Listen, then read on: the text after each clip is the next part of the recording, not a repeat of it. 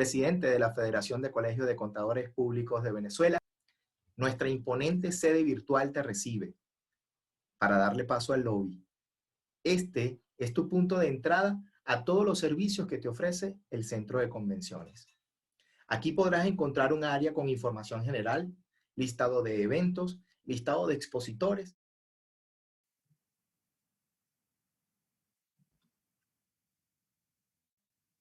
Bueno, buenos días, sean todos bienvenidos. Quienes estén conectados en este simposio internacional en el futuro directivo y de la contaduría iberoamericana. Tenemos hoy la segunda revisión integral, quien la va a llevar los invitados, y nuestra moderadora, la licenciada Norelis Pinto.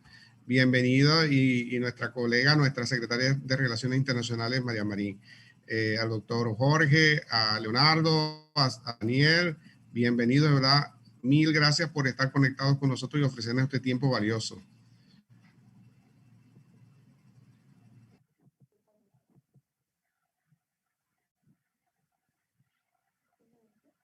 Bueno, Jorge,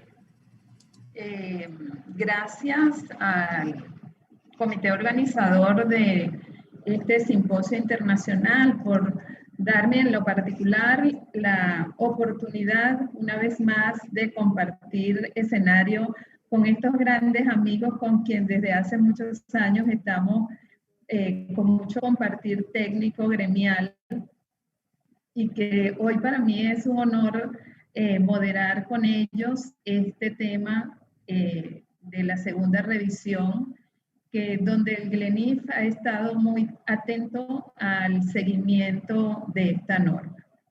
Los voy a ir mencionando para que los colegas y demás invitados que están conectados los vayan conociendo. Les voy a solicitar ahora a los amigos que en la medida en que les vaya dando el derecho de palabra, también nos hagan una pequeña semblanza del organismo que representa. En primer lugar, tenemos al doctor Jorge Gil, quien es el actual presidente del Grupo Latinoamericano de Emisores de Normas de Información Financiera GLENIF. Bienvenido, Jorge. Por favor, tus palabras de salutación y una breve semblanza de lo que es el GLENIF para nuestros participantes. Bueno, muchas gracias, Noreli. Es un gusto estar compartiendo con ustedes este panel a la distancia que nos obliga la situación actual. Felicitaciones, como ya lo hice ayer en la charla inaugural, a toda la federación por todo el esfuerzo insumido en esto, y ya conozco que está saliendo todo muy bien, así que felicitaciones. Y desde luego saludos a todos mis compañeros de panel, a los cuales conozco hace mucho tiempo, tanto a Daniel como a Leonardo, y bueno, un saludo especial para vos, Noreli, que siempre estás apoyando todas estas actividades.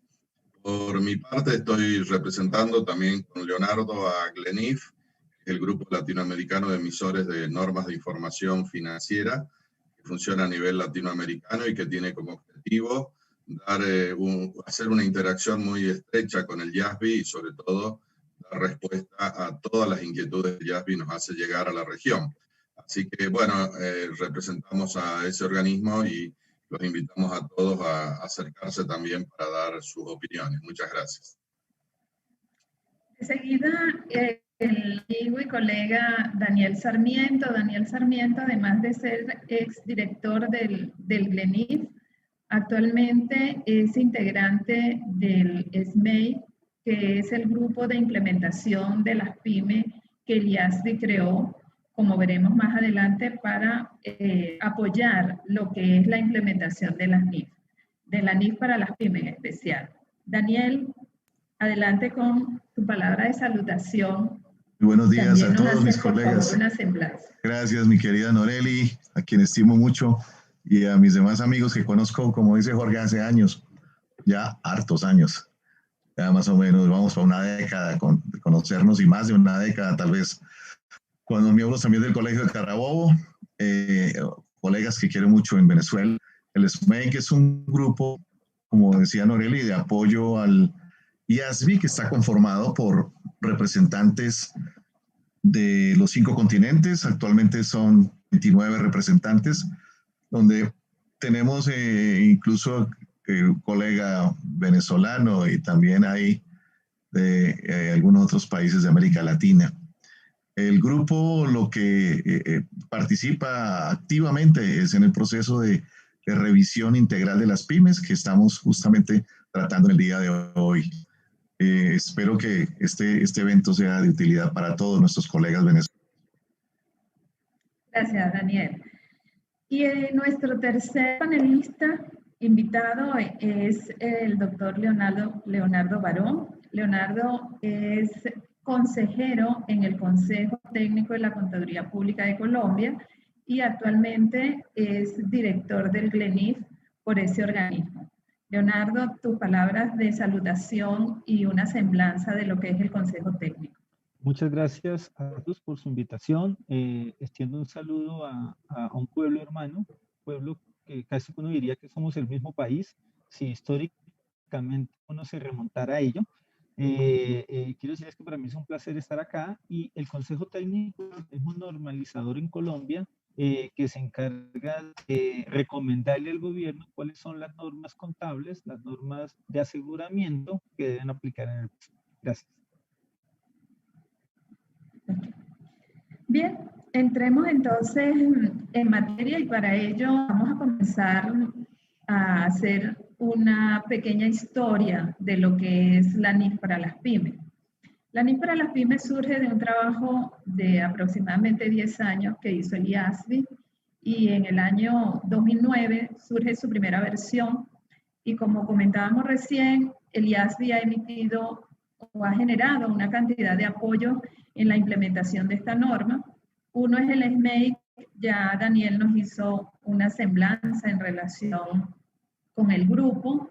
También el IASBI prepara a través del Centro de Estudios unos módulos donde por cada una de las secciones que tiene la NIF para las pymes se emitió un código donde habían detalles de explicaciones ampliadas de conceptos que están dentro de la norma.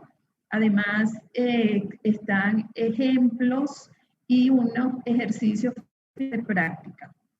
También el IASBI, conjuntamente con el Banco Mundial, generó una serie de talleres para formar formadores y nuestra federación envió a algunos participantes para que trajeran de esas experiencias y hacer las réplicas que nosotros hicimos aquí en su momento.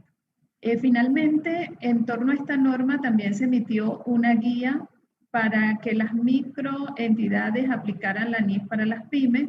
No era una norma separada, sino simplemente era un compendio donde estaba de una manera más reducida todo lo que contenía, tenía esa versión 2009 de la NIF para las pymes. Dentro de esta norma se contempla un plan de mantenimiento y ese plan de mantenimiento se hace cada 3 años. En el primero inició tal como ahora con una petición de información que se emitió en julio del año 2012, donde el GLENIF participó también como ahora con un grupo técnico de trabajo.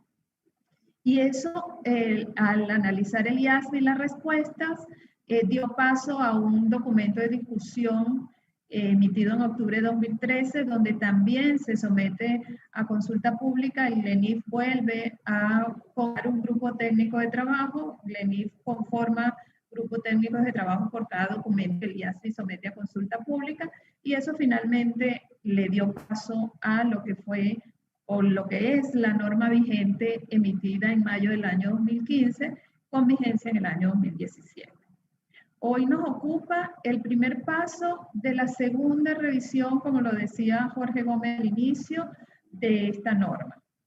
El documento se emitió en enero, se creó un grupo técnico de trabajo por parte del GLENIF, donde Venezuela asumió la responsabilidad de la coordinación latinoamericana y tenemos plazo para enviar nuestra carta comentario a las 26 preguntas que están incluidas dentro de ese documento para el próximo 27 de octubre. En este documento está conformado por 3 partes. Cada una de las partes tiene un objetivo específico. En la parte A vamos a pasear y nosotros nos vamos a pasear a través de estas 3 partes esto por el comité organizador. En la primera parte vamos a evaluar lo que es el enfoque de la revisión que el IAS va a generar para esta oportunidad. En la segunda parte vamos a ver alineación de secciones específicas de la NIF para las pymes con las NIF completas, y en la PC vamos a abordar algunos temas especiales que el IASB ha planteado, además de unas preguntas abiertas, donde nos otorga la oportunidad a todo el mundo a plantearle algunos temas o algunos aspectos que nosotros consideremos como importantes para la revisión, para que sean considerados en la revisión por parte del IAS. Entrando siguiente, ya es el documento, este marco de revisión, lo que nos va a regular es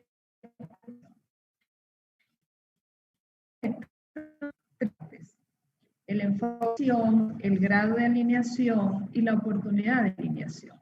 Y el IASB nos ha planteado unas preguntas al respecto. Yo quisiera darle la palabra a Daniel. Estamos conscientes, Daniel tuvo su completa y que la versión 2015 incorporó algunos aspectos que estaban ya contenidos en las normas completas, en la norma año 2009. Trae un planteamiento de los enfoques. Quisiera que por favor a nuestros participantes le comente dentro de un tiempo breve en qué consisten estos enfoques que están en esta primera pregunta, en esta parte del documento. Muy bien, esto es tal vez el punto de partida para la revisión integral de la norma. Y ahí tenemos que el IASB está discutiendo básicamente 2 posibilidades fundamentales en cuanto al enfoque de revisión. Siempre basados en 3 principios, y creo que esos 3 principios están muy relacionados con la naturaleza y los objetivos de la información y las características de la NIF para las pymes. Ustedes saben que la NIF para las pymes tiene una naturaleza que es un poco distinta a las NIF completas, en el sentido de que privilegia algunos asuntos que no privilegian las NIF completas, como que no sea una norma compleja de aplicar, y eso sacrifica algunos elementos de tipo técnico. Así que considerando las características de lo que se entiende como pyme bajo este marco, los principios de elección son la pertinencia, la simplificación y la representación fiel. Quiere decir entonces que sea asuntos que sean propios o aplicables claramente para las pymes, útiles para las pymes, realmente en función de los usuarios de la información. La simplificación, porque es uno de los elementos claves de la naturaleza de la norma, y la representación fiel, porque es ustedes saben, un principio fundamental de la información financiera. Pero hay esas 2 posibilidades. Una es que la norma se considere como una norma que está alineada con las NIF completas. En otras palabras, podríamos decir, es una simplificación de las NIF. En efecto, lo es de alguna manera, pero aquí lo que se está pensando es siempre tomar cada criterio de las NIF y bajarlo a las pymes. Esa es una opción. La otra opción es simplemente actualizar la norma, la NIF para las pymes, en cuestiones específicas, considerando que es una norma independiente. Recordemos que la NIF para las pymes ha sido concebida como una norma autocontenida, que quiere decir que no está referida directamente a las NIF completas, así sean su fuente primaria técnica, pero es una norma independiente. Con ese otro esquema, ese enfoque, el otro enfoque, entonces Sería conservar ese enfoque de norma independiente y actualizar solamente los aspectos que surjan a raíz de los cambios que ha habido en las NIF en los últimos años y específicamente mover esos temas dentro de la norma. En este momento están esas dos posiciones en discusión y es parte de las preguntas que se están haciendo en el proceso de discusión. Gracias, Daniel. Pero en definitiva, el documento a lo largo avanza en función a una norma simplificada.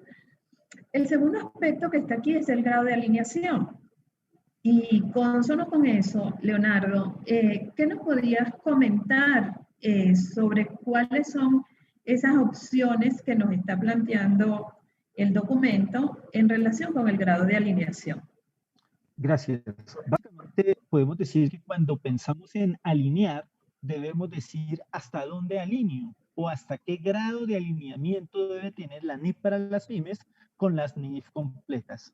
Y básicamente hay tres opciones. La primera es si alineamos los principios. La segunda opción es si alineamos los principios y las definiciones importantes.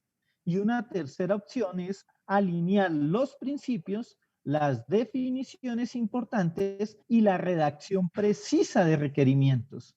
Si observamos, son 3 grados diferentes. El A es menos intenso, el C puede ser un poco más intenso o más similar. Aquí puede pasar algo de lo que dice Daniel, puede estar en una balanza entre cómo hago algo más simple o cómo hago algo más técnico. A algunas personas les gusta que solamente se alineen los principios y no más. Otros se sienten más a gusto con alinear principios y definiciones importantes. Tal vez consideran que un grado medio de alineación puede ser más adecuado para este tipo de entidades. Entonces, alinear principios y definiciones importantes a muchos les gusta y tal vez puede ser algo importante. Gracias, Noreli. Bien, finalmente, el tercer aspecto es la oportunidad de alinear. Siendo que las normas completas y partiendo del principio que el enfoque es el enfoque de simplicidad o la norma simplificada, como la evolución de las NIF completas en su revisión va durante todo el año, indudablemente cuando llegamos al punto de hoy de una petición de información, tenemos normas que están en diferentes estados de estudio o de revisión. Entonces le pediría a Jorge que nos comente en esa oportunidad de alineación cuáles serían los aspectos que nuestros participantes deberían evaluar para que nos comenten dentro de la plataforma que hablaremos al final algún aspecto en relación con el marco de alineación. Bueno, muchas gracias, Noreli. Una aclaración que creo que no la dijimos. Nosotros con Leonardo representamos a Glenif, pero en cada uno de nosotros representa también a un país. Entonces, bueno saber que en el caso mío es Argentina, Colombia y en mi caso en particular, Federación de Consejos Profesionales de Argentina, para que nos vayan ubicando a ver de qué país cada uno de nosotros. Creo que es fácil, pero de todas formas era importante.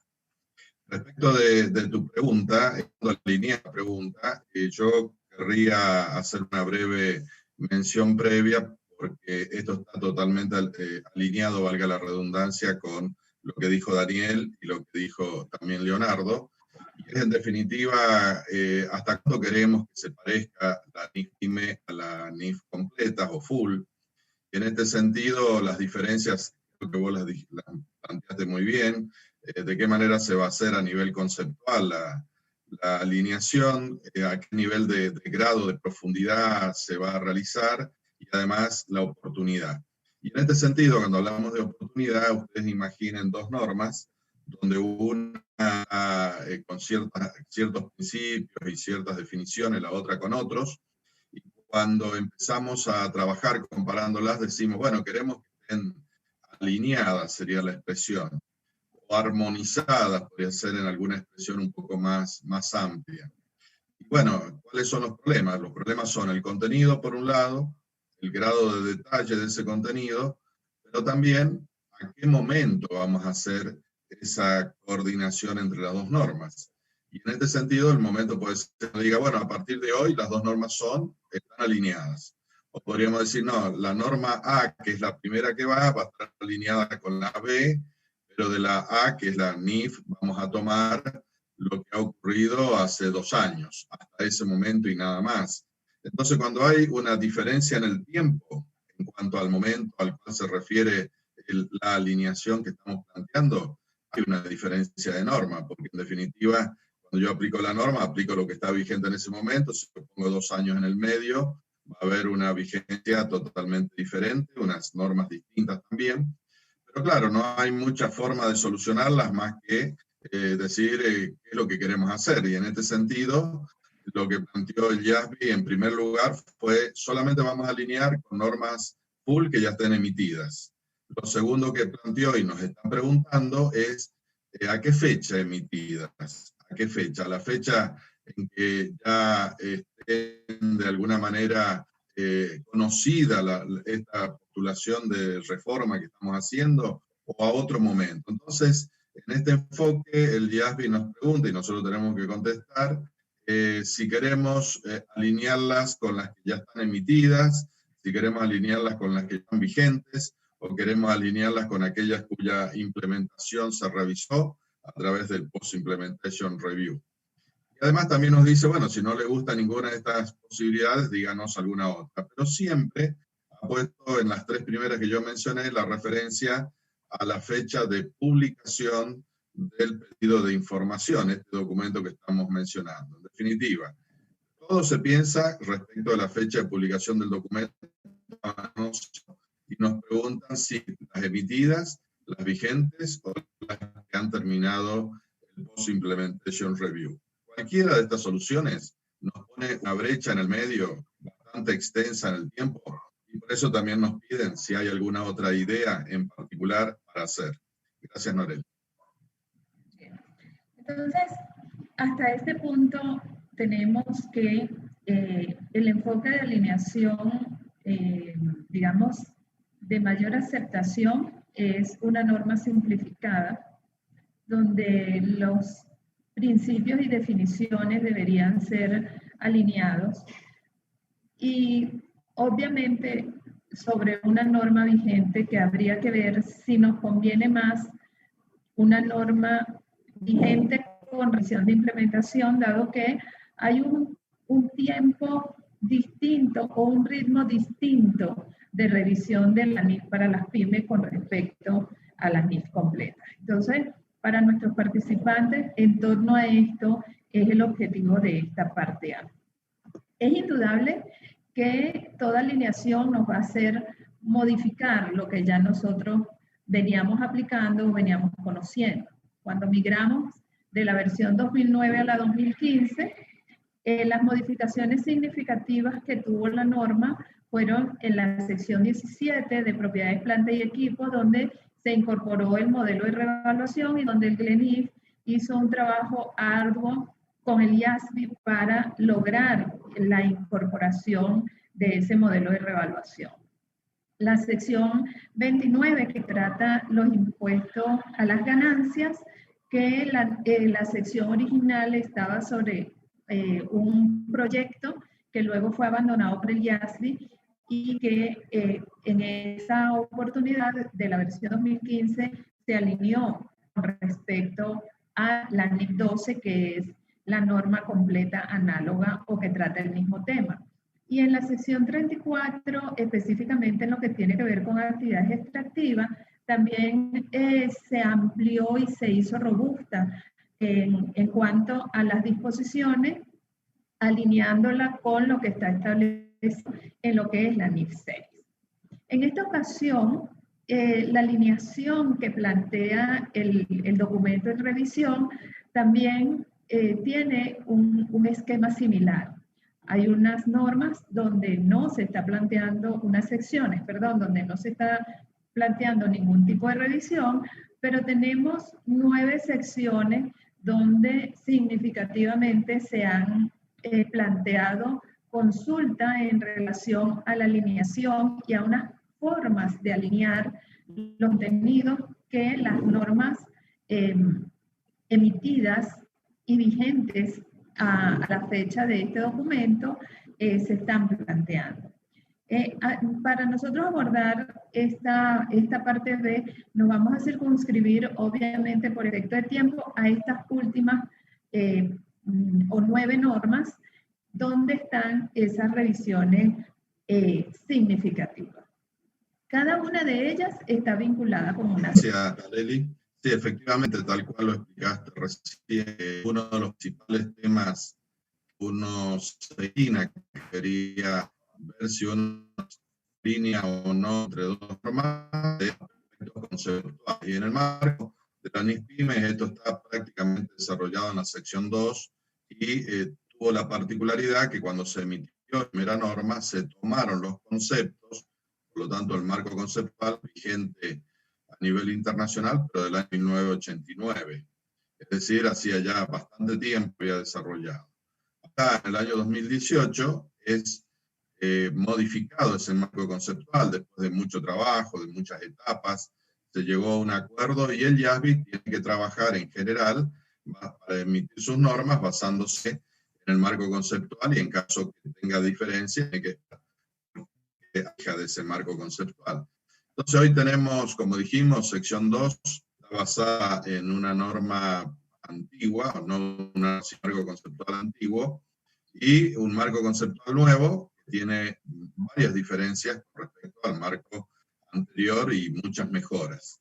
Y entonces la pregunta que surge es necesario también hacer una coordinación entre los dos conceptos que estamos mencionando. En otras palabras, ¿deberíamos tomar la sección 2 y ayornarla al marco conceptual del 2018? Si la respuesta en este caso fuera que sí, que es lo que parece ser lo más lógico, porque uno está mucho más desarrollado, más definido que el otro y está en línea con lo que va a venir en el futuro y está también emitiendo el IASBI, luego nos preguntaríamos, ¿y qué normas o qué secciones dentro de la NISPYME tienen referencia a la sección 2 y a su marco conceptual? Porque si cambiamos la sección 2 y hay otras normas que se referencian a la sección 2, hay que cambiar también el resto de las normas. Por eso no solamente es definir que vamos a cambiar, sino que involucrar a todas normas que se plantean en este marco. Y un punto que merece especial atención es el concepto de costo o esfuerzo desproporcionado, concepto que nació en el marco de la NISPYME, que no está en el marco conceptual del año 2018, y que, como ustedes recordarán, es que en la medida que yo, como emisor, en este caso de una norma, haya definido que cierta aplicación normativa es de dificultosa aplicación, le dé la posibilidad al emisor de que evalúe si para hacer y aplicar esa norma tiene que desarrollar un costo o esfuerzo desproporcionado, y en caso que así fuera, darle la posibilidad de hacer otra cosa más simple y no tan esforzada. Eso es lo que tenemos hoy en la sección 2. Y esta aplicación depende de las circunstancias específicas del ente, la evaluación que hace la gerencia, lo que entiende por costos o beneficios, y entonces acá la discusión ¿es necesario esto para una pyme y no para una empresa grande? Si decimos sí, es necesario para una pyme, entonces en esto no vamos a armonizar, no vamos a alinear entre las dos normas. Y la segunda pregunta es, bueno, si mantenemos la diferencia, el planteo, el concepto de costo que está en la sección 2 tiene algunas diferencias con el concepto de costo del marco conceptual del año 2018. Entonces, si vamos a decir, dejamos esta diferencia, no alineamos, tenemos que definir también en este sentido qué cosas vamos a involucrar en esa definición, si es que cambiamos algo o no de la definición original. Muchas gracias, Norely. Siguiendo, la NIF 9, Daniel, toma gran parte de lo que estaba contenido en la NIF 39. Y esta norma es la única conexión expresa que tiene la NIF para las pymes con las NIF completas. Ahora que NIF 9 es una norma mucho más robusta, ¿cuál es el planteamiento que tendríamos respecto a las secciones 11 y 12 con la NIF 9? Bueno, el tema de la NIF 9 es bastante complejo, diríamos, porque, bueno, este es un comentario personal a mi manera de ver. La sección 11 no tiene un fondo conceptual suficiente para la clasificación de las partidas. El fondo, según lo veo yo, es la simplificación. Entonces, si uno se pone a ver en los instrumentos financieros básicos que están en la NIF, en la sección 11 de la NIF para las pymes, prácticamente el modelo de medición se circunscribe al costo amortizado y el valor razonable se usa de manera muy, muy tangencial, básicamente cuando tengamos instrumentos cotizados o cuando usemos coberturas, que esto ya está en la sección 12, donde están los instrumentos complejos.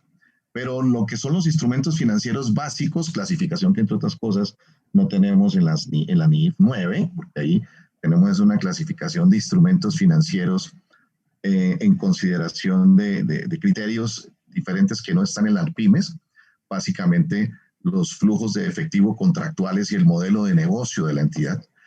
Ahora se piensa, esa es una de las preguntas que se está haciendo, si ese principio de clasificación de las NIF completas, es decir, considerar el modelo negocio, las características de los flujos de efectivo, podría también aplicarse en las pymes.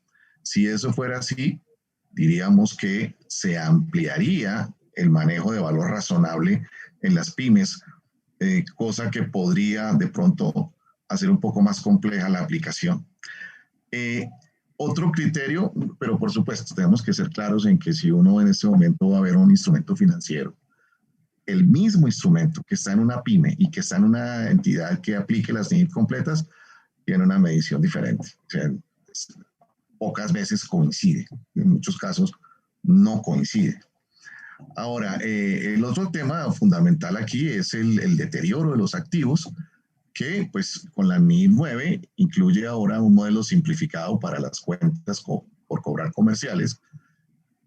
Es muy común en las pymes que haya este tipo de partidas, así como para las cuentas por cobrar o los activos financieros por contratos de arrendamiento.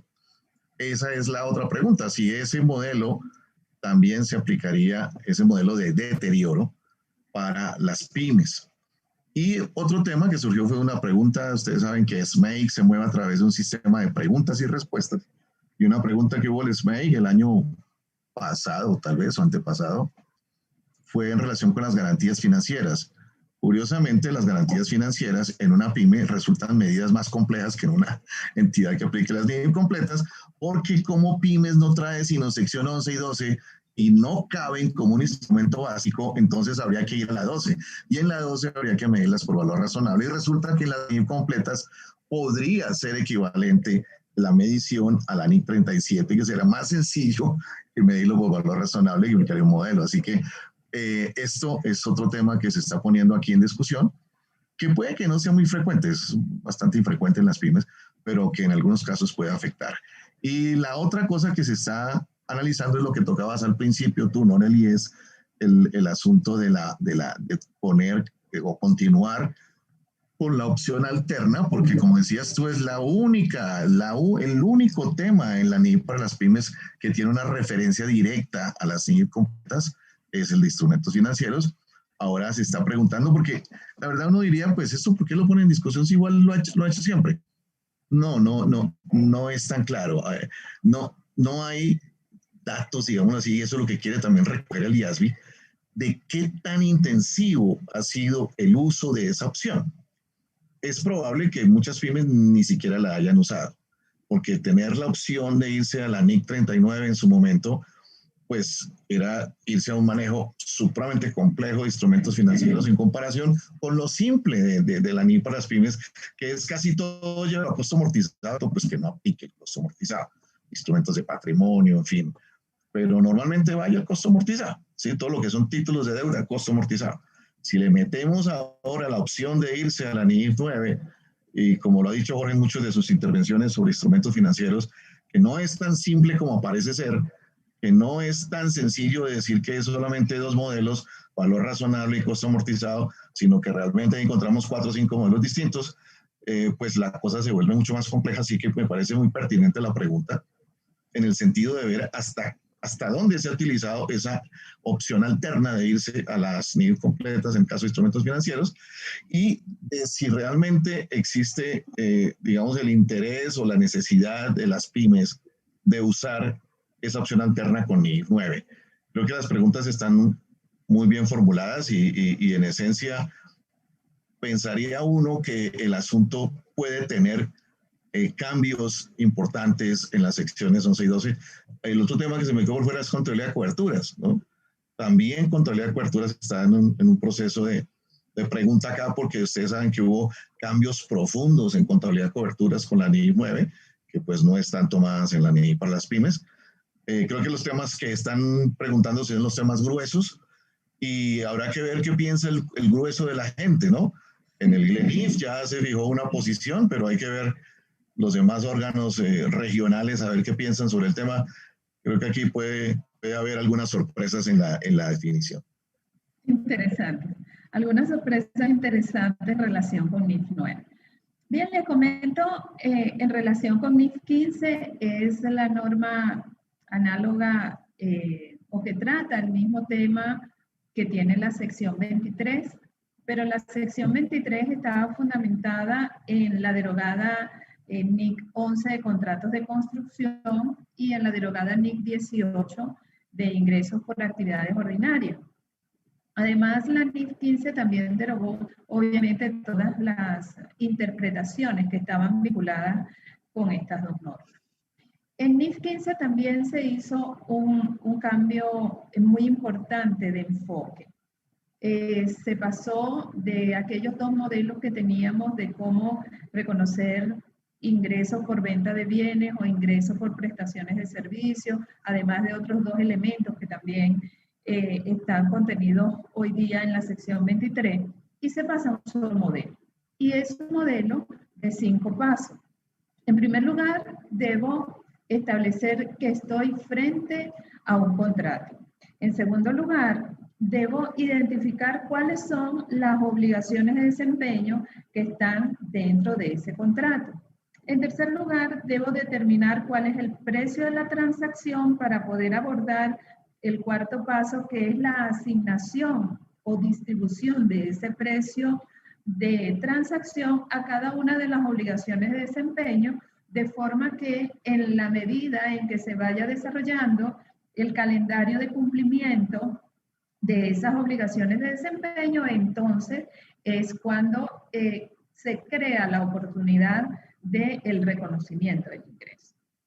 De acuerdo a lo que plantea el IASI en el documento, si bien estas diferencias son importantes en relación con lo que contiene hoy la NIC 23, esa evaluación preliminar que ellos han efectuado es que en la práctica el efecto para las pymes será mínimo. Y consultan entonces dos aspectos.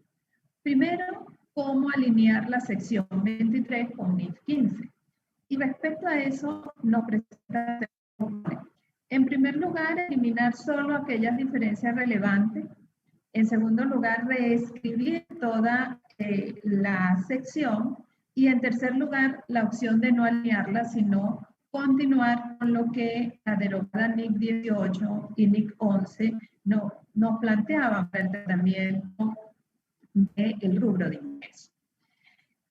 Nuestra propuesta es definitivamente alinear, porque reescribir y reescribiendo totalmente esa sección 23, porque solamente con reescribir lo que serían las diferencias relevantes, pudiera ser que en el contexto completo el contenido de esta sección pudiera generar confusiones o contradicciones con toda una hilación que, como siempre lo comento en las oportunidades en que debo hablar de NIF completas o pymes, esto es todo un cuerpo que está coordinadamente engranado. Entonces, estamos convencidos que un solo modelo para tratar los ingresos hará más fiable los análisis y la información que los usuarios de estados financieros de PYME van a requerir. Y en segundo lugar, es qué hacer con los contratos que estén en curso a la fecha de transición, entendiendo por fecha de transición la oportunidad en que debo migrar de la versión 2015 a la nueva versión. En este punto, basados en el principio de costo o esfuerzo desproporcionado, que lo comentaba Jorge cuando nos señalaba el concepto dentro de la sección 2, que no está contenido en marco conceptual, nosotros hemos considerado dentro del grupo técnico de trabajo que lo oportuno es que esos contratos que están en curso a la fecha de transición continúen con la política de contabilidad con la cual fueron definidos al inicio de esos contratos. Y estamos pensando ver cómo o si es oportuno incorporar además unas revelaciones en torno a este tipo de contratos. Y esto lo hemos pensado un poco porque pudiera existir dentro de una pyme dos contratos, uno que venía con las políticas de contabilidad anterior y otro que surja inmediatamente después de la fecha de transición y que ambos coexistan por algún tiempo y vayan a tener uno una política de contabilidad y otro otra política de contabilidad, y el usuario de la información financiera pudiera ser interesante esa información. ¿Cuál es lo que todavía estamos reflexionando? ¿Qué tipo de revelación sería la que incorporaríamos? Debería ser una revelación que no hiciera la necesaria aplicación para poder armar esa revelación que nosotros propusiéramos. Entonces allí todavía estamos debatiendo dentro del grupo técnico de trabajo y con el directorio cuál sería la mejor opción para complementar en este aspecto. También dentro de este grupo de normas gruesas, como las llama Daniel, tenemos la NIF 16. La NIF 16 trata sobre arrendamiento y deroga a la NIF 17, que es la que está fundamentando nuestra sección 20 vigente. Leonardo, por favor, coméntale a nuestros participantes en relación con la NIF 16. Gracias, Noreli. Básicamente, las normas de arrendamiento, sea la NIF 16 o la sección 20, tiene tres aspectos significativos. El primero de ellos es la contabilidad desde el punto de vista del arrendatario, la contabilidad desde el punto de vista del arrendador y todo el tema de leaseback o de retroarriendos, es decir, ventas con arrendamientos posteriores. Esos tres temas gruesos, algunos han tenido más cambios fuertes, frente a los demás. Vamos a mirar el primero, la contabilidad desde el punto de vista del arrendatario. Ahí hubo un cambio sustancial, hubo un cambio bastante importante que plantea la NIF 16, que es pasar de separar cuando un arrendamiento es financiero a cuando es operativo, a siempre reconocer un activo por derecho de uso, excepto que el contrato sea de bajo valor o que el activo subyacente sea de bajo valor o que el plazo del contrato sea inferior a un año. Básicamente ahí debemos hacer una primera pregunta y es, ¿alineamos o no alineamos? ¿Vale la pena llevar ese esquema de no separar arriendos financieros y arriendos operativos también a las pymes? Es una gran discusión que hay, es algo importante. Hay defensores que les gusta que sí, que lo apliquen la NIF para pymes, pero con modelos más simplificados, y hay otros que dicen no, sigamos con la versión anterior, donde se separan los contratos de arriendo entre operativos y financieros. Desde la contabilidad del arrendador, no observamos cambios significativos. Pueden existir cambios, pero no cambios significativos, por lo tanto ahí no nos vamos a referir. El tercer punto tiene que ver con los retroarriendos o las ventas con arrendamiento posterior. Algunas personas han notado que existe un estrello entre la sección 23 de ingresos y la sección 20 de arrendamientos. En la sección 23 claramente se expone cuando un ingreso o cuando una venta se reconoce. Y entonces hay unos aspectos, hay un checklist de puntos. Mientras que la sección 20 da a entender que cuando hay una transacción de venta con arrendamiento posterior, la utilidad, por ejemplo, para hablar de la utilidad, se difiere a través del tiempo del contrato. Aparentemente ahí hay un estrello que algunos consideran que por el lado de la sección 23 no hay venta, pero por el lado de la sección 20 sí la hay, solamente que la utilidad se difiere. Entonces es algo que debe alinearse, que la NIF 16 lo solucionó con la NIF 15, y estamos solicitando seguramente que en NIF para Pymes ese problema también se alinee, se arregle y que seguramente nos vayamos por la opción de la sección 23. Gracias. Seguidamente, beneficio a los empleados. NIF 19 con la sección 28. Jorge, ¿qué nos puedes comentar en relación con este tema?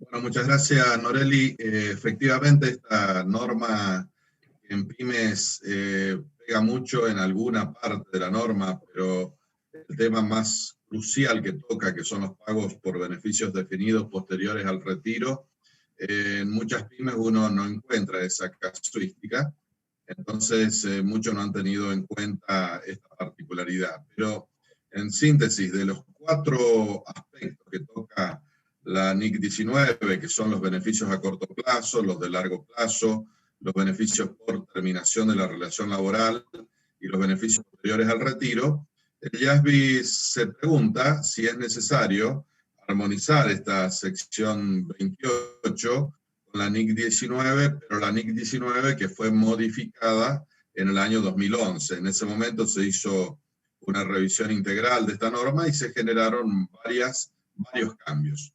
Un primer aspecto que a uno le llama la atención es que el IASBI aclara en este punto que él solamente está preguntando 2 o 3 temas de la reforma del año 2011. No son todos los temas que se reforman allí, sino solamente 2 o 3. Llama un poco la atención porque los cambios que han habido en el 2011 son muchos, algunos son significativos.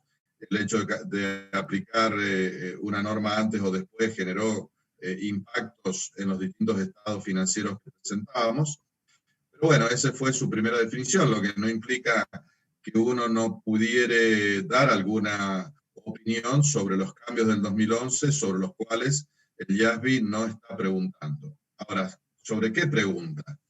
Concretamente pregunta si la diferencia que hay en los pagos posteriores al retiro por beneficios definidos en el tratamiento de lo que era la NIC 19 anterior, lo que es la NIC 19 posterior al 2011 y lo que es la sección 28, si es que hay que aplicar el criterio que tiene hoy la NIC 19, que concretamente en el 2011 eliminó la opción de la banda de fluctuación y exigió el reconocimiento del valor del pasivo completo, cosa que antes uno solamente tenía la obligación de reconocer dentro del esquema de la banda de la fluctuación. En cambio, al haberlo derogado, bueno, dice, ¿qué hacemos con esto?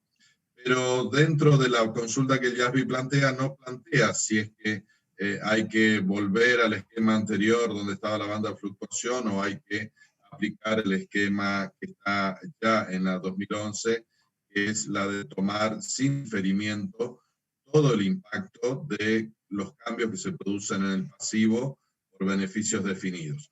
Sino que lo que pregunta en concreto es el tratamiento básicamente de las ganancias y pérdidas actuariales, que en el enfoque anterior nosotros teníamos por un lado banda de fluctuación, después apareció la reforma del 2011, la banda de fluctuación desapareció y se aplica el tratamiento enviándolo a otros resultados integrales. Y el planteo en la sección 28 que hoy tenemos es la posibilidad de trabajar o como un resultado directamente o como otros resultados integral. Entonces, primera pregunta es si mantenemos o no la diferencia que hay entre la sección 28 vigente hoy con lo que es la NIC 19 post-2011. Y el segundo punto que plantea es si incorporar el cambio del 2011 respecto a los beneficios por terminación. Y en este sentido, lo que se definió fue cuándo hay que reconocer esos beneficios, y en esto tenemos diferencias con la sección 28. En concreto, lo que uno tiene que plantear es, pues recordar, es lo que dice hoy la NIC 19, diciendo que el factor fundamental es identificar cuándo es imposible que el ente pueda hacer marcha atrás con la oferta por beneficios de terminación. Y recién ahí, cuando ocurre ese momento, necesariamente reconocer. Entonces también acá nos preguntan, ¿quieren incorporar esto dentro de la sección 28 o no quieren? Gracias, Noreli. Gracias. Norma siguiente, NIF 13. Otra norma novedosa porque se compiló información que estaba en las otras normas. Daniel, coméntanos en relación con la NIF 13 y cómo entraría el tema dentro de la NIF para las pymes. Gracias, Noreli. Ahí tenemos, yo siempre he pensado desde que salió la NIF 13 que tenemos divergencias que pueden llegar a ser importantes en el concepto de valor razonable. Recordemos que la NIF 13 es valor razonable en las NIF cuando introduce elementos que no estaban en la definición anterior de valor razonable, como por ejemplo el concepto de precio de salida, el concepto de participantes del mercado, y además le añade dentro del proceso para establecer el valor razonable conceptos como el del mercado principal, mercado más ventajoso, máximo o mejor uso, que son conceptos que cambian totalmente la concepción de valor razonable en relación con el modelo anterior. Adicionalmente, introduce 3 niveles de valor razonable y 3 enfoques, es decir, el cambio es sustancial. Y en los 3 niveles, pues prácticamente lo que implica la norma es que hay que buscar el nivel de valor razonable más puro que se pueda obtener y de esa manera ir bajando en la medida en que no se logra. Y en los 3 enfoques, tenemos el enfoque de mercado, el de costo y de ingreso, que tienen técnicas de medición distintas. Es decir, la NIF 13 es una norma robusta, organizada, en relación con lo que había antes, que simplemente era una definición de valor razonable y tratamientos aislados de valor razonable en las diferentes normas. Pues ese es el enfoque que tiene pymes todavía. Así que el reto en este tema me parece que es bastante significativo, porque allí habría que empezar por alinear la misma definición de valor razonable, incluir esos criterios que acabo de mencionar, incluir la jerarquía. Esto no es tan fácil de aplicar en la práctica. Tenemos que ser honestos, no es tan sencillo. En algunos casos se resulta que toma el valor razonable y ahí ya se acabó. Pero el problema está cuando hay transacciones que de pronto no tienen un referente de cotización de mercado y hay que comenzar a establecer conceptos como el del mercado principal o el más ventajoso y con base en eso comenzar a establecer una técnica de medición y poder saber cuál es el valor razonable. Eso no resulta en muchos casos tan sencillo, así que creo que para establecer el tema de valor razonable, no obstante que la propuesta parece ser continuar tratando el tema dentro de la misma sección 2, no tener una sección nueva para valor razonable. De todas formas, en mi opinión, esto no está contemplado pues aquí, porque eso es algo que se hace después. Esto ameritaría tener un módulo de formación técnica independiente, porque requiere mucho ejemplo para poderse comprender bien, pero creo que sí es necesario hacer un cambio. Es que especialmente cuando tenemos grupos económicos y hay una entidad que tiene NIF completas y tiene que consolidar a otra entidad que tiene NIF pymes, pues ahí puede haber un cruce de cables con el concepto de valor razonable y eso no es como muy práctico y en última resulta siendo bastante costoso y contraproducente para la misma entidad, aunque supuestamente la base de esto es simplificación y un costo más bajo. Pero en realidad, cuando hay grupos económicos, esto no funciona tan de esta manera. Pensaría en conclusión que la tendencia sí sea hacer unos cambios aquí importantes, y creo que pues, en el GLENIF hay consenso también en ese mismo sentido, ¿verdad, Norita? Gracias, Daniel. De seguida nos quedan tres normas que tratan sobre lo que yo normalmente comento como inversiones estratégicas. La NIF 11 y la NIF 10 coinciden en lo que es el concepto de control. Ya para ir cerrando esta parte de la sección, Leonardo, ¿podrías comentarnos en forma genérica las modificaciones que se plantean en torno a NIF 11 y a NIF 10 con sus secciones análogas, la sección 15 y la sección 9 de la NIF para las pymes? Gracias, Noreli. Empecemos hablando, si te parece, de la NIF 10, que donde, si ustedes la recuerden, es la equivalente a la sección 9, pero esa sección 9 estaba muy alineada con la anterior NIC 27.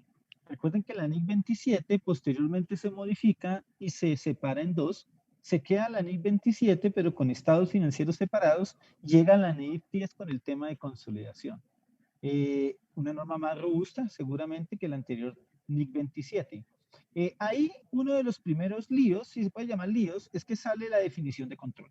Entonces, la definición de control que tenía la NIC 27 es modificada. Algunos dicen que sustancialmente, algunos dicen que no, pero pues son cambios importantes que si no se tienen en cuenta en la NIC para las pymes, si no nos alineamos en esa definición, pues lo que dice Daniel es cierto, puede llegar a generar choques cuando una entidad cambia de marco normativo o cuando una entidad consolida estados financieros, digamos, allá en su matriz en el extranjero. Entonces, una opción es alineemos esa definición de control que estaba en el párrafo 9.5, donde establecía cuatro opciones o 4 puntos donde definía cuándo se entendía que había control y que se maneje lo que establece la NIF 10, donde se enfoca en el poder sobre la participada, la exposición o derecho a rendimientos variables y esa capacidad de utilizar su poder. Eso por el lado de la NIF 10, ¿no es cierto? Ahí se sugeriría la alineación con esa definición. Si nos vamos a la NIF 11 con la sección 15 que mencionaba Noreli, tiene también un lío, porque la sección 15 estaba más alineado a esa anterior NIC 31, que se llamaba Joint Venture o Acuerdos Conjuntos, que también hablaba de 3 opciones. Las 3 opciones que persisten en la sección 15 y que tienen que ver, vamos a hablar de la que es diferente, si se quiere llamar de esa manera, que son los activos controlados de forma conjunta. Porque de alguna manera, algunas hablan de negocios conjuntos y hablan de operaciones conjuntas. No obstante, el enfoque es diferente al que le da la NIF 11. La NIF 11 replantea unos temas interesantes, replantea la clasificación entre negocio conjunto y operación conjunta basado en unos criterios diferentes a lo de la sección 15 y la idea sería también pensar en alinear aquella situación. Casi, Noreli, que pasa como cuando uno cambia de casa y entonces al cambiar de casa como que aquella mesa, como que es necesario revisarla, aquella cortina como que también, como que el computador que tenía ya como que no casa con la pared, no sé, bueno, cosas de esas, y a veces pasa eso con la NIP para pymes, ¿no? Cambia la NIP plenas y como que la NIP para pymes se ha quedado con esas cosas anteriores que es necesario al cambiarse de casa remodelarlas. Eso es lo importante y eso es lo positivo de la alineación. Gracias. Bueno, efectivamente, y lo hablábamos al inicio, la NIF para las pymes tiene un proceso mucho más retardado de actualización que las normas completas y obviamente día con día hay mejores formas de hacer las cosas, pero también hay nuevas transacciones porque en definitiva la economía es dinámica. Para cerrar estos comentarios, hablaríamos de la NIF 3. En la NIF 3 debo comentarles, mis amigos, que Ya esta norma, cuando hicimos la evaluación para migrar de la versión 2009 a la versión 2015, ya estaba emitida. Sin embargo, el IASB prefirió esperar un poco más de implementación y un poco más de revisión en relación con esta norma antes de hacer un planteamiento de alineación con la NIF para las pymes. Y en este caso se están enfocando tres aspectos.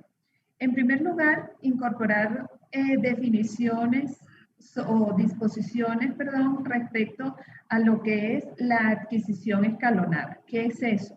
La adquisición por partes que me lleva al control.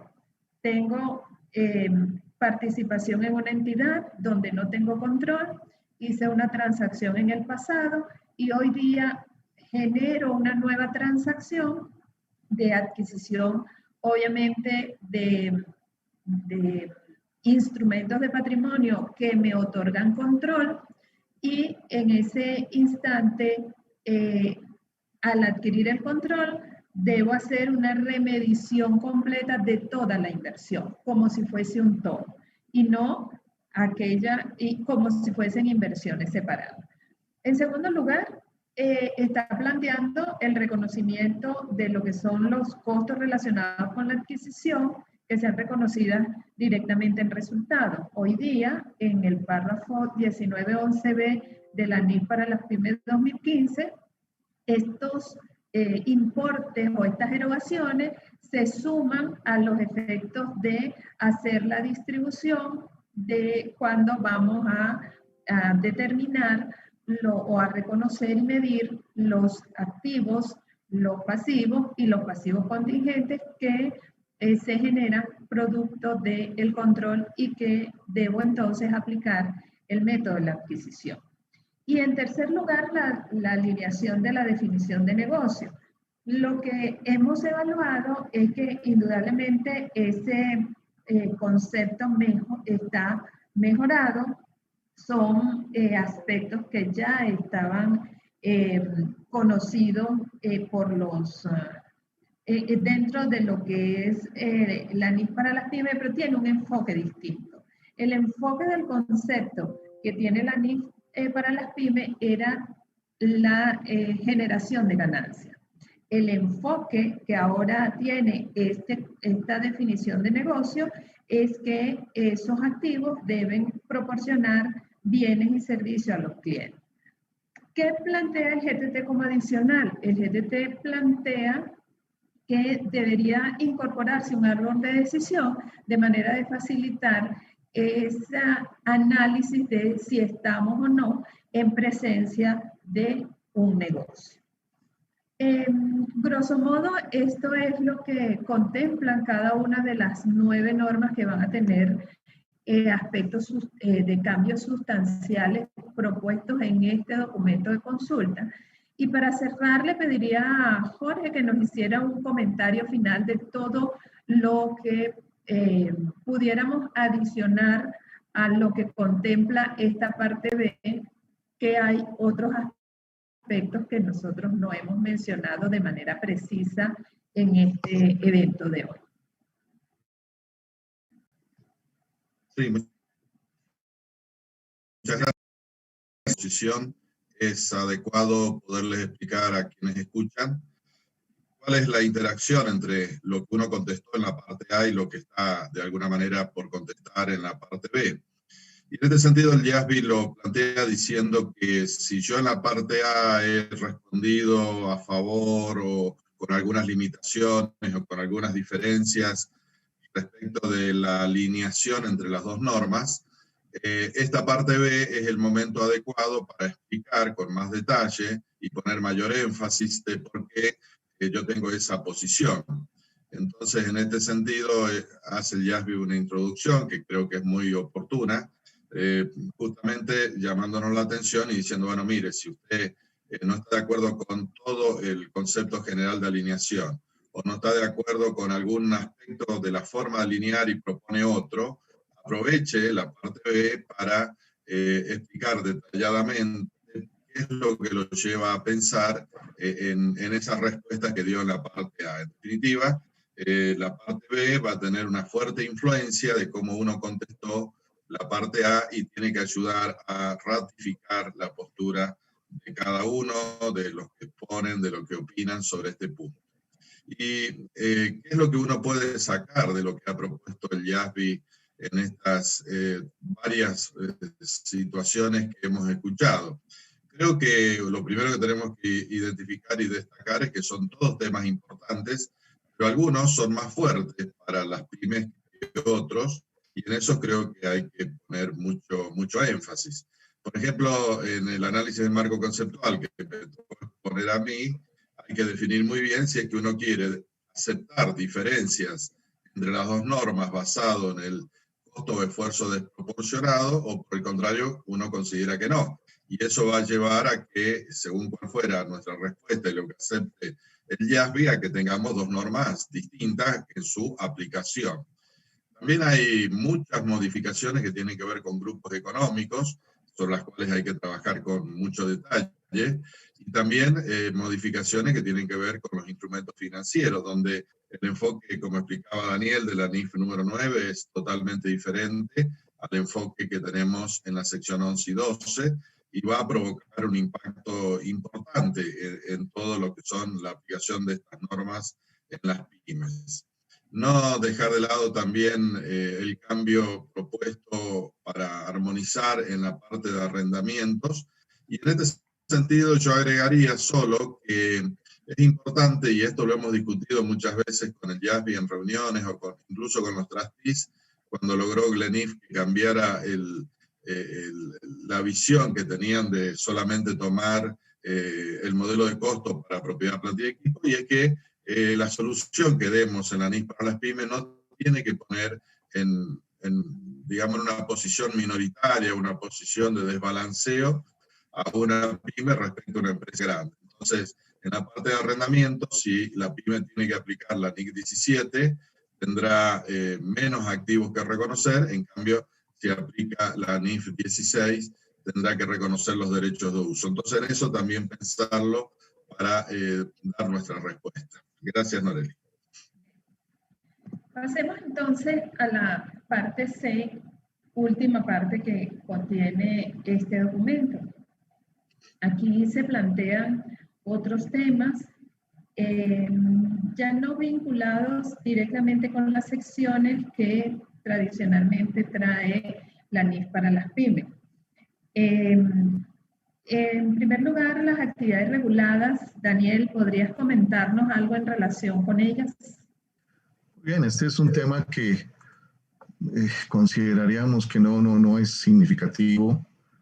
En realidad, si vamos a ver en las NIF completas, las actividades reguladas tuvieron una norma que es la NIF 14, que todavía pues está viva, pero la verdad es que es una norma que desde el comienzo salió de manera transitoria como una vía de escape para facilitar el manejo de NIF de aquellas compañías que están sometidas a régimen tarifario y que por eso tenían unos requerimientos contables especiales, usualmente generados por la regulación de cada país, y algunos de ellos en contravía de las NIF. Entonces, cosas, por ejemplo, que no se pueden capitalizar de acuerdo con la NIF 16, sí se pueden capitalizar bajo normas de pronto especiales en los países. Y lo que hizo el IASBI fue sacar una norma transitoria donde les dio como cierta exención y de esa manera pudieran presentar por fuera del activo y por fuera del pasivo esas partidas que tienen que ver con esos tratamientos especiales. Por supuesto que eso no es, siendo honestos, no soporta un análisis técnico, digamos, siendo totalmente apegados a las NIF. Por eso el IASBI sacó esta norma como una norma transitoria.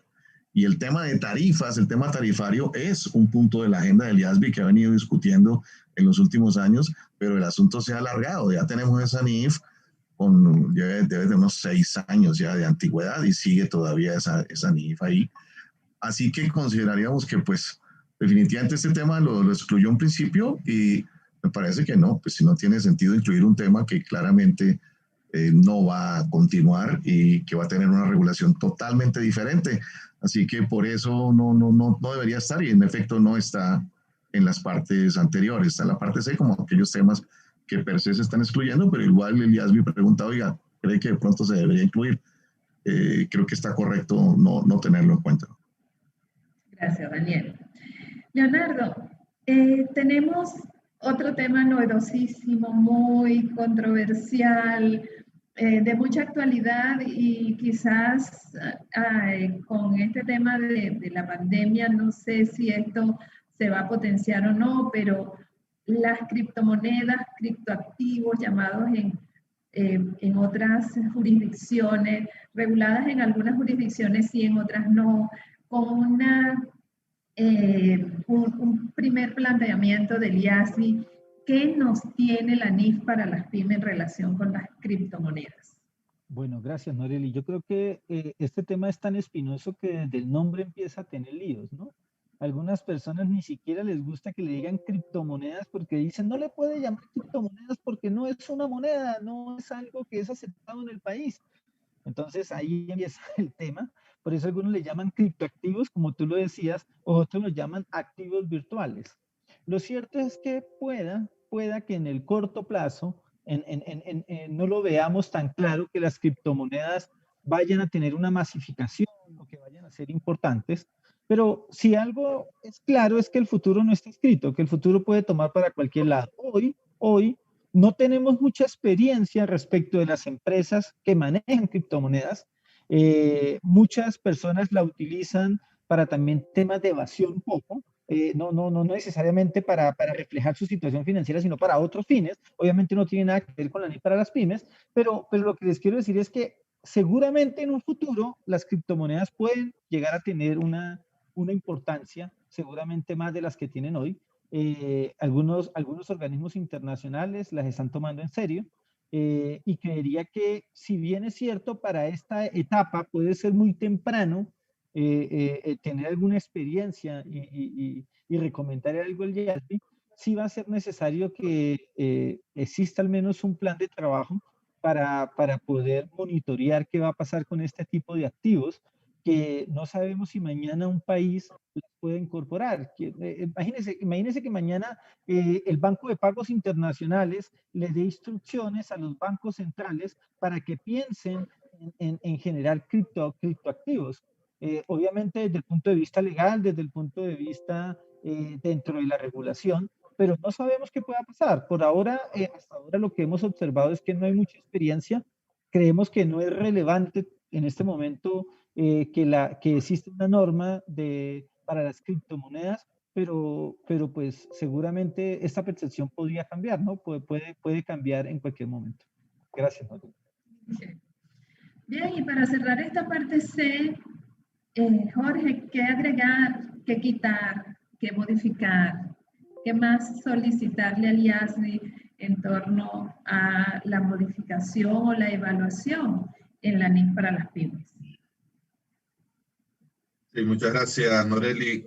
Respecto a este tema, remarcar a todos un poco qué es lo que pretende el IASBI con esta parte, y es, de alguna forma, identificar aspectos que uno con la experiencia en una pyme pueda llegar a decir, bueno, yo alguna vez tuve este problema en la pyme y quise aplicar la NIS-PYME y no encontré soluciones.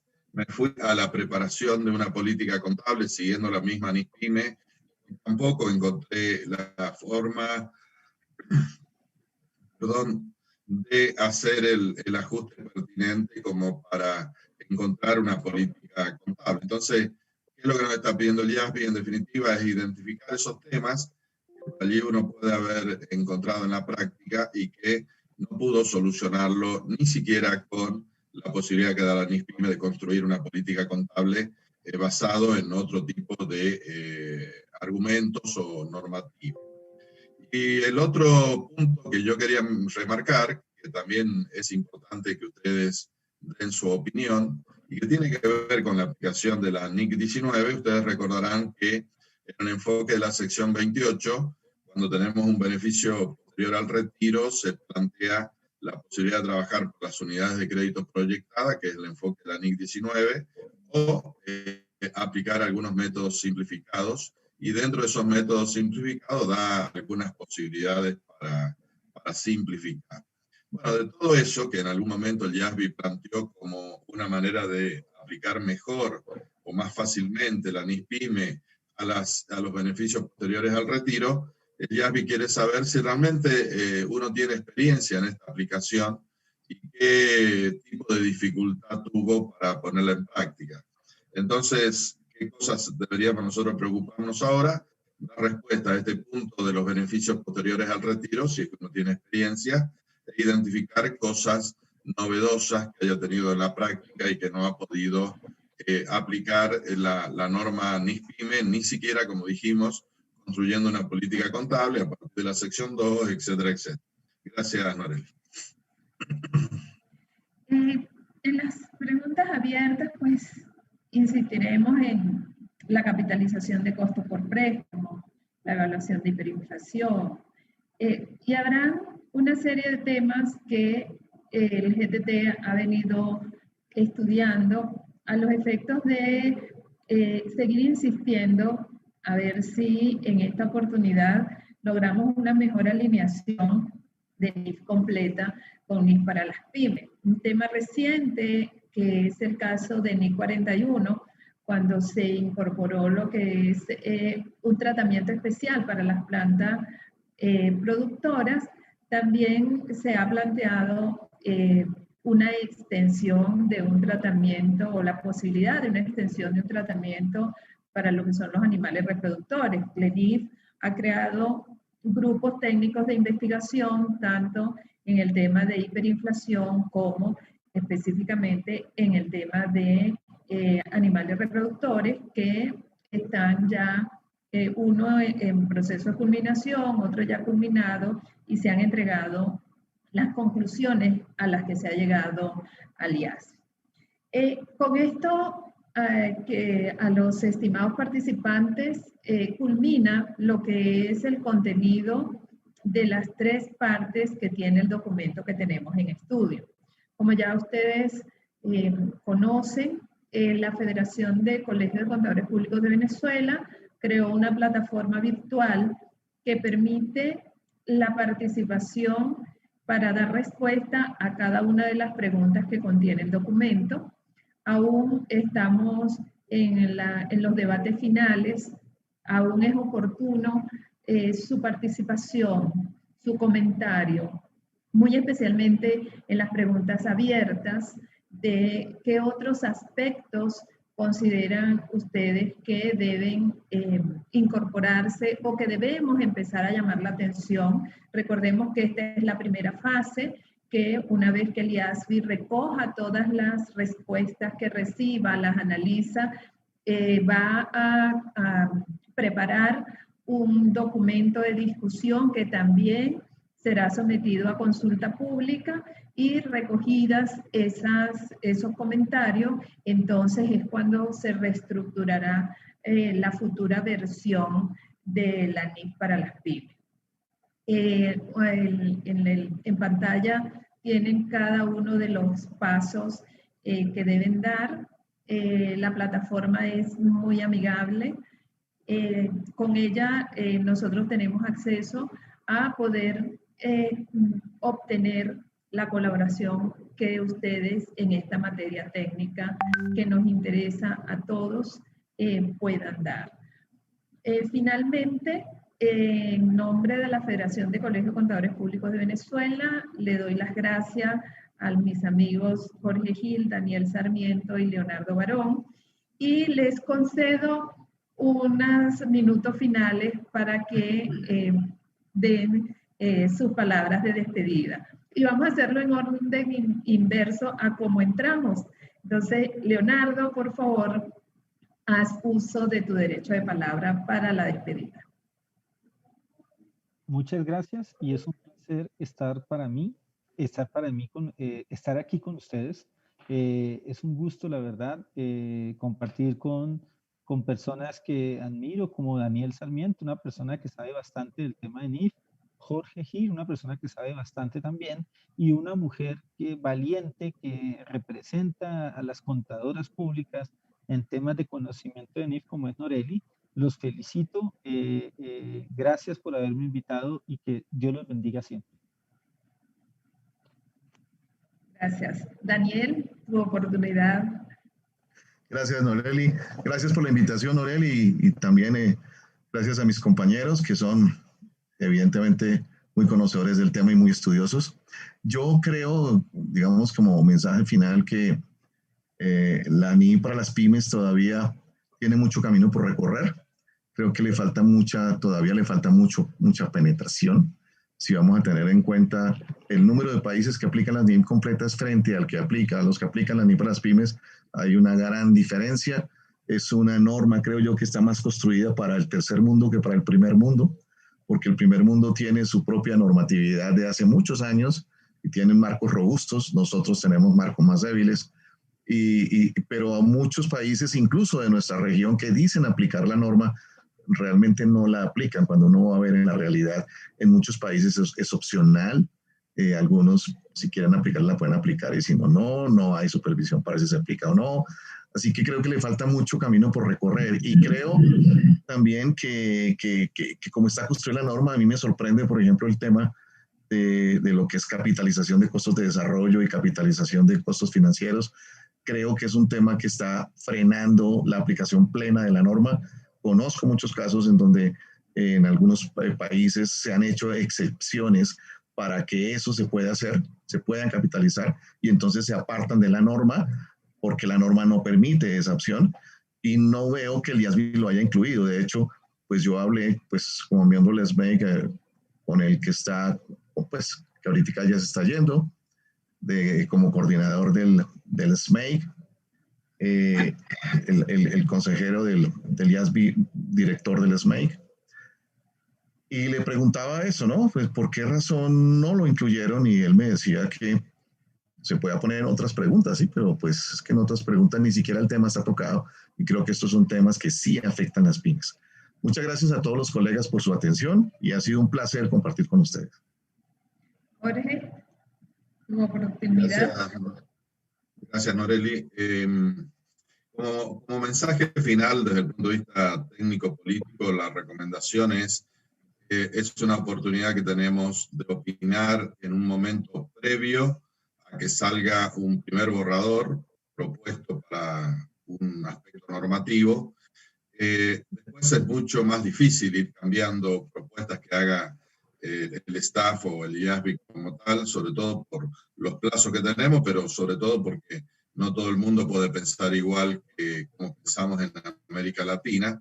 Entonces, el trabajo que está haciendo Venezuela, y a través de Venezuela el GLENIF, es muy importante que lo ayudemos, que compartamos, que demos nuestra opinión, que podamos tener un respaldo muy sólido a la opinión que dé, en definitiva, el GLENIF, diciendo: hemos recibido tantas opiniones de toda América Latina a través de las encuestas, de los distintos outreach que realizamos, o de lo que cada uno hace en su propio país. Así que, de nuevo, por favor, tratemos de opinar, ingresemos a todo lo que es el proceso de consulta y demos nuestra opinión.